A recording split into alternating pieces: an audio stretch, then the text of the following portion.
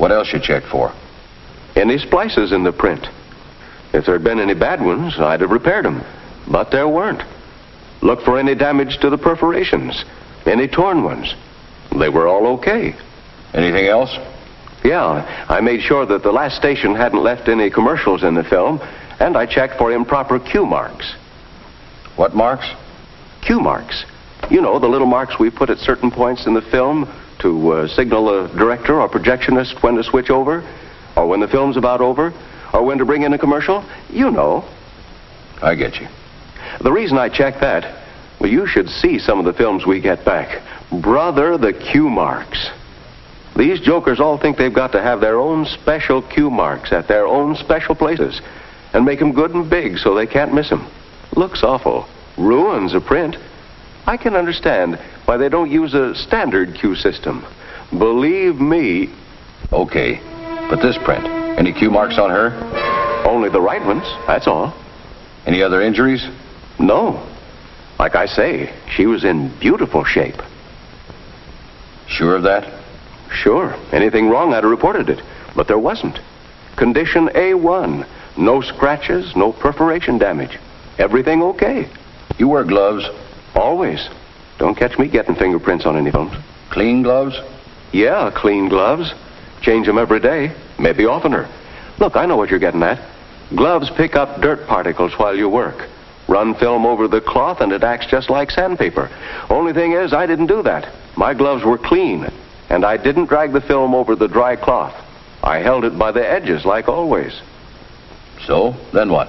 Well, after inspection, we rewound her and cleaned her at the same time. Cleaned her how? With wax and solvent. The same thing they use in the labs. Lubricant, is it? Yeah. Anytime you clean film, you ought to use a lubricant to do it. Just makes sense to give it that protection. This machine, it's safe? Sure. Film runs through these strips of rayon plush. Solution drips onto the material, keeps it moist. The plush is chained so no dirt gets a chance to pile up and scratch the film. Takes up on a reel, and that's it. So you still say? That I couldn't have hurt that print. She went right into the can and the shipping case and left here. Like I say, condition A1. I swear it. Anything that happened to her later, I had nothing to do with it. I pass. Yeah, I see you. What? Passing. The buck, that is. We followed the thing a little farther. Talked to this man Brown, film director at the TV station. He admitted he'd had a lot to do with the victim. Naturally I did. I'm responsible for all the film here at the station. Our own prints and the ones we lease or rent. I make up the programs. See that the film's timed and cleaned. Put in commercials. Make repairs, all that. But I didn't hurt that film. What did you do to her? Well, the day she came in, I got her out of the rack to take her in for timing and inspection. Sign says no smoking. I didn't smoke. We don't allow smoking where film's being handled because... I know. Then what? Took her in, put her on the table, and started timing. Table pretty clean? Yeah, clean, sure. Look at it any time. I know what dirt does to film. We're careful. Any place we're handling film, it's clean, air-conditioned. And that's all we do there. Just handle film. Don't get touchy. You project this print? No. Why not? Why, I haven't got time to project all the film we get in here. Hundreds of feet a day. Some stuff I project. Sure, if there's a question about it. But not this one. I don't think. You're not sure? No, but if I had, that wouldn't have hurt her. You can see our preview projector's in real good shape. Why, we clean the gate every other day. I know what a dirty projector can do to film.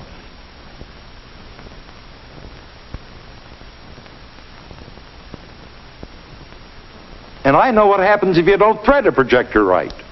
So? So I'm careful about threading. Every time. But, like I say, this print, I didn't project. All I did was time her, inspect her, and put in the commercials.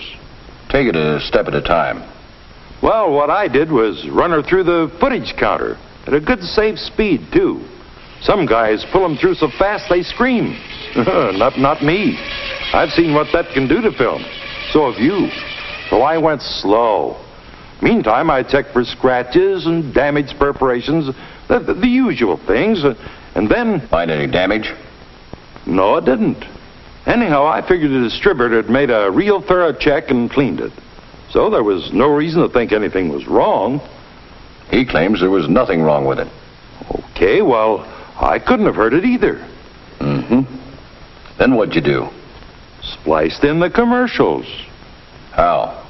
Like I always do. Listen, I know how to make a splice, mister. You can watch me anytime, right by the book. Put the film in carefully. Don't jam it on the pins. Never use Scotch tape or masking tape to back up a splice. I know that. Stuff gets caught in the projector gate. Oh. Then I scrape the emulsion, and I use a scraper that's made for scraping. Wet the emulsion to soften it. Take it all off without cutting down into the base.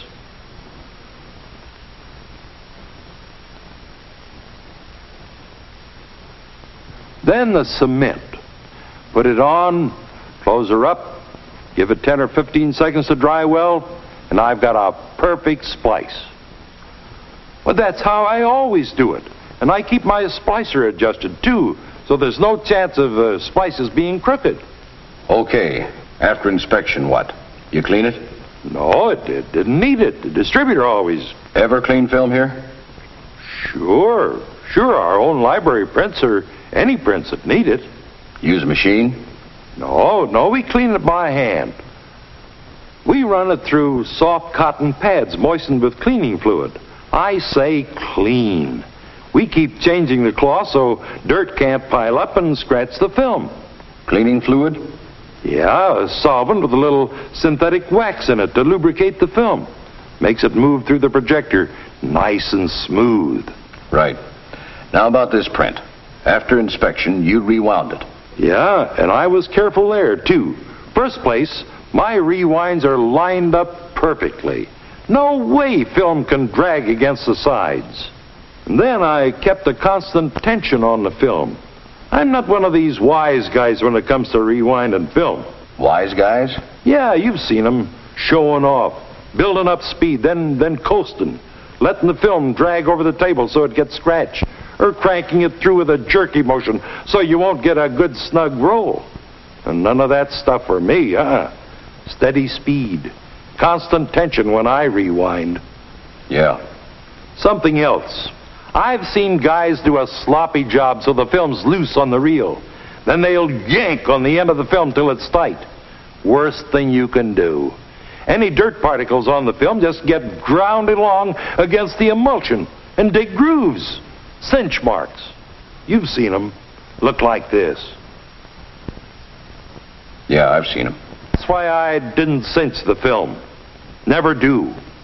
Rewound are good and snug on a good reel. No bent sides, no burrs.